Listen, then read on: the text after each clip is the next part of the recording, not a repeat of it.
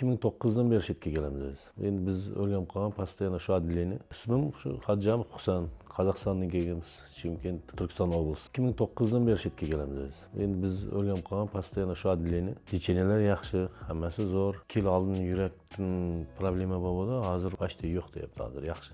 O'zimiz ham shu yerga o'rganib qolganmiz, yaxshi lecheniyasi, xodimlar ham yaxshi, hammasi yaxshi, vrachlar ham yaxshi. Fizioterapiya yozib beryapti, massaj bor, kapelnitsasi bor, ukoli bor. Keyin 3 mahal tabletkasi bor, 3 mahal ovqati bor.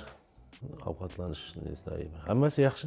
Vannologiyadan shu dush bilan jemchujniy vanna beradi, ya'ni sovuq o'tgan. Fizioterapiyadan endi og'rigan yerga qarab, endi misol uchun bir payt o'tgan yillar kelganda tiza desa tizaga beradi. Orqa yelka desa orqa bel og'riq bo'lsa belga shu nimaga qarab, yilda o'zgarishga qarab. O'rtada 2 yil Covid'da kelmadik, buni hammasi podret. Bizniki o'zi boshida menki grija edi, keyin grija ham hammasi yaxshi bo'lib, durust bo'ldi. Endi 2 yil bo'ldi, yurak boshlangan o'zim sezgan emasman, chetdan topildi. Endi o'sha o'tgan yil usuliniy lecheniya bo'ldi. Endi bu yil kelib повторный ko'rdik, bu yil hech qanday ошибка yo'q, yaxshi. Medsestralar ham, doktorlar ham, vrachlar ham bari yaxshi.